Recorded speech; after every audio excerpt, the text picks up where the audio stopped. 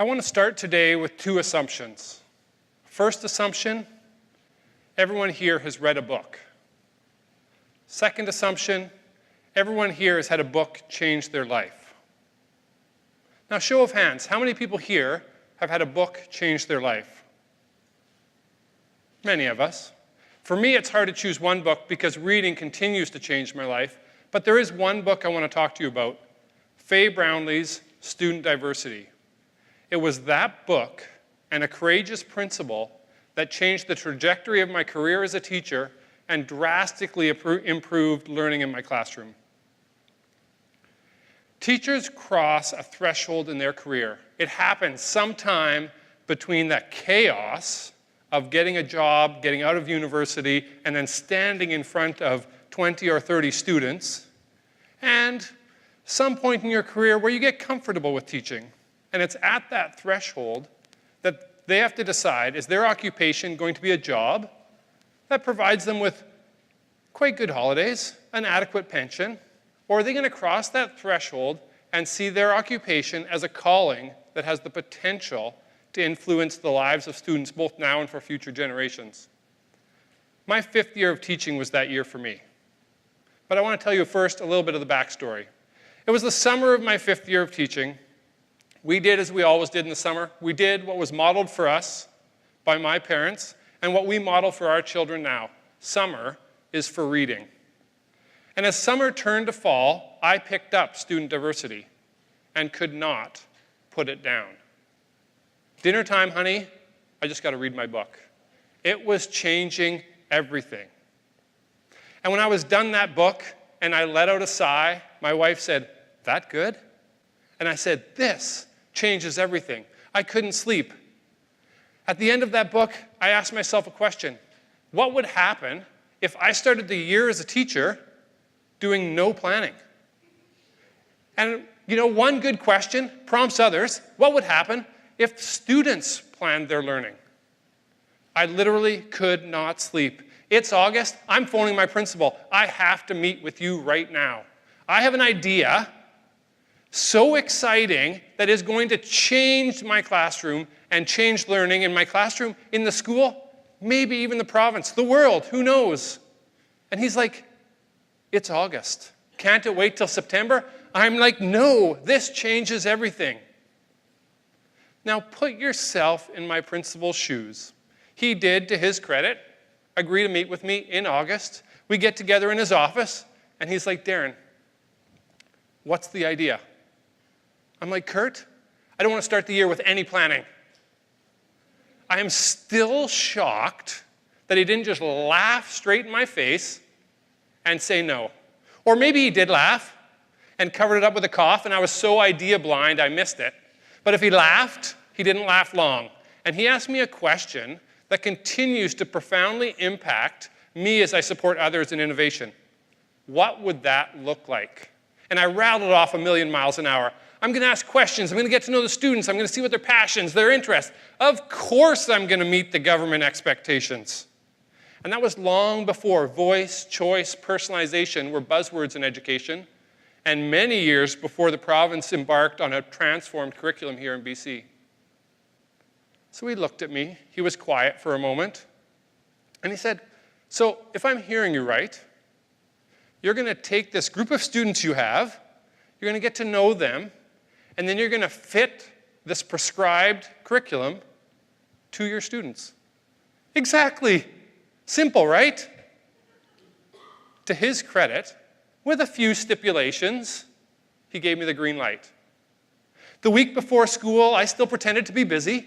I hung borders, put up bulletin boards, arranged desks, put them in groups of 2, groups of 3, groups of 4, back to groups of 2 again. But really, if I believed in this new idea, I couldn't plan much past day 1. Day 1 was a disaster. A complete and total failure. I did all the community building, get to know you, let's all feel good about school after summer break activities, but I was just waiting for the moment. That moment where I could stand in front of my students and write on the board, "What do you want to learn this year?" Silence.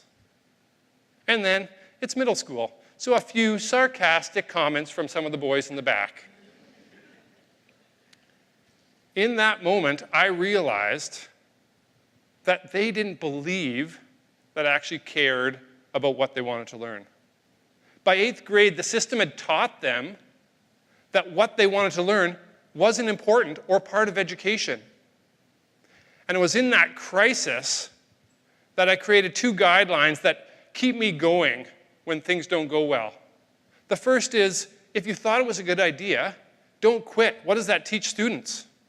And more importantly, if you've done your research, you've come up with a great idea and it starts going sour, your job becomes figuring out what details you missed that turned a good idea sour.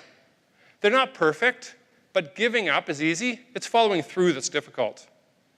It took 3 weeks. 3 weeks of me feeling lost, like a rudderless ship on the high seas. 3 weeks of students going home and saying, Mr. Spyksma doesn't know what to teach us, so he's letting us decide. And even better, we get to decide whatever we want to learn. I was just lucky that we were in a community where parents were highly supportive and moms came in asking gentle questions rather than demanding change now. And dad said, come fishing with me on the riverbank, and wanted to have a conversation about what was going on in the classroom. Rational conversations between caring people led to meaningful understanding. And it was a conversation with colleagues in week 2 that changed my trajectory and brought learning to a whole new level. By the end of September, I had realized that I had started the year with the wrong question. I should have started the year with 2 questions. 1, what do you care deeply about? And 2, what concerns you most in the world? Experience has taught me that those 2 questions lead to deeper learning in a way that what do you want to learn this year never will. It was near the beginning of October that we had a plan. 200 ideas distilled into 5 questions, and it became my job to figure out, to synthesize the information, the interests, with the ministry expectations. So that was a long Thanksgiving weekend, both for me and my family, because the first time's always the hardest, and it took me an entire weekend to put all the pieces together in a way that could prove that I was actually a professional and could pull this off. The questions that the students came up with in that first year: why is there war? What should I be when I grow up? How can we save the planet? Is aquaculture going to destroy the Skeena River salmon fishery? And why are they homeless? My job as a teacher became to first help the students understand what they were asking, but more importantly, give them an opportunity to meaningfully respond in their learning. When you plan curriculum with your students, everything changes. Inviting students into the minutiae of school and classroom, why not? Criteria lists, rubric construction, seating arrangements, even scheduling. What do you want to work on? When? Why? Of course. When you've invited students into the foundation of their learning, it makes sense to have them involved in every other aspect. Though it felt revolutionary, school actually looked fairly similar that first year. Students still went to math, but statistics looks different when you're preparing for a presentation for the Department of Fisheries and Oceans. Students still went to music and to French, and it still appeared the same, but it was different. Students no longer asked, why are we learning this? They knew. I gained a few key takeaways about students over that first year. Students care deeply about their future and their world, and they're willing to work hard to improve both. If you invest in students, students will invest back in you. Respect is earned. And students will, even 8th graders, will work long, hard, and focused hours if they see its purpose. School is about learning. It's not about grades. It's not even about outcomes. School is about students learning knowledge, skills, abilities, and attitudes. It's about learning these things so that they can improve their life and the lives of others, both now and for future generations.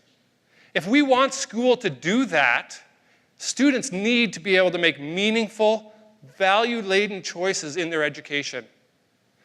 They need to be able to turn that into action and experience. For this group of students this first year, they taught conflict resolution to a younger class that no matter what the teachers did, they just could not get along on the playground. They made presentations to the Department of Fisheries and Oceans and an aquaculture company about their concerns. And they prepared and served hot meals and hot drinks to homeless. For me, as the teacher, I got to revel in my students and their learning. Teaching can be so many things.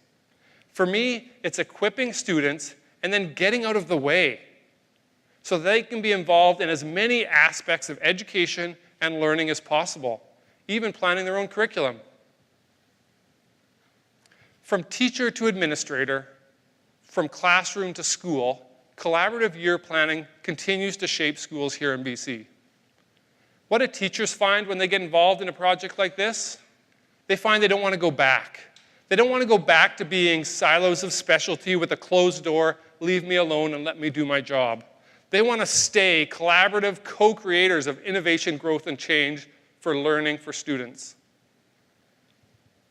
What students find isn't quite as good. As students transition to a more traditional classroom, they find themselves feeling disrespected. But many find their voice. They realize that they can advocate for themselves and for their needs and interests in their learning.